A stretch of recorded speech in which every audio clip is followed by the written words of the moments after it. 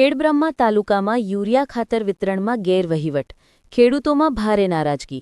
ખેડબ્રહ્મા તાલુકાના ગામોમાં યુરિયા ખાતરના પુરવઠા દરમિયાન ભેદભાવ, બ્લેક માર્કેટિંગ અને સ્ટોક છુપાવવાના ગંભીર આક્ષેપો સામે આવી રહ્યા છે।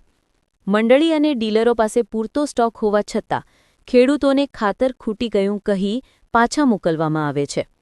ઓળખાણવાળા અને મધ્યસ્થીઓને રાતોરાત થેલો આપી દેવામાં આવે છે, જ્યારે સામાન્ય ખેડૂતને લાંબી લાઈન લાગવી પડે છે। ઘણા સ્થળોએ યુરિયા એમઆરપી કરતાં વધારે દરે વેચવામાં આવતું હોવાની ફરિયાદો મળી રહી છે। વિતરણ રજિસ્ટર અને સ્ટોક રજિસ્ટરની સચોટ એન્ટ્રી ન હોવાની પણ ચર્ચા છે। આ ગેરવહીવટને કારણે વાવણી અને રોપણી વખતે ખેડૂતોને ભારે મુશ્કેલી પડી રહી છે। યુરિયા ખાતર વિતરણની તાત્કાલિક તપાસ કરવામાં આવે, તમામ ડીલરો અને મંડળીનું સ્ટોક ઓડિટ કરવામાં આવે, એમઆરપી કરતાં વધારે વસૂલતા દુકાનદારો સામે કાયદેસર પગલાં લેવાય, ખાતરનું વિતરણ ટોકન સિસ્ટમ અને સીસીટીવી હેઠળ પારદર્શક રીતે કરવામાં આવે। ખેડૂતોનું કહેવું છે કે આ પ્રકારની ગેરવહીવટ ચાલુ રહેશે તો ખેતીનું આયોજન જ બગડી જશે।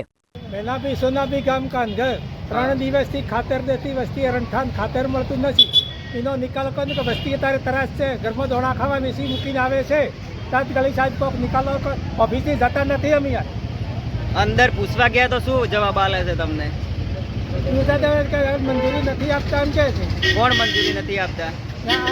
સોસાયટી વાળા મામલતદાર મંજૂરી નથી આપતા એમ કહે છે। કોણ મામલતદાર મંજૂરી નથી આપતા એવું કહે છે? હવે એટલે કેટલા દિવસથી હેરાન થાઓ છો તમે? 3 દિવસથી। 3 દિવસથી બધા એટલા દિવસથી હેરાન થાઓ છો?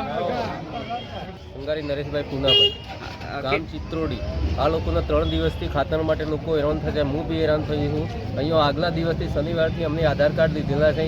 ત્યાં નાના જે અધિકારીઓ બોલે છે અને ખાતર એમને લાગતે વળતે ગોડાઉનમાં 8 થી 9 હજાર રૂપિયા ખાતરની થેલી પડેલી છે, તો એ અમારા લોકોને આપતા નથી। અત્યારે અમારે ગવાની સિઝન પૂરી છે, પછી ખાતરે શું કરવાનું? એક થેલી માટે એક પબ્લિક હેરાન છે। 200 થી 300 લાઈનમાં લાગેલી છે પબ્લિક, કોઈને આપતા નથી। અંગારી હકમાભાઈ ઉષાભાઈ, ગામ સિત્રોડી 2-3 દિવસથી સવારે 7 વાગ્યાથી લાઈનમાં ઊભા રહીએ છીએ અને 5 વાગે ખાતર નથી એમ કરીને એ લોકો ના પાડી દે જતા રહે।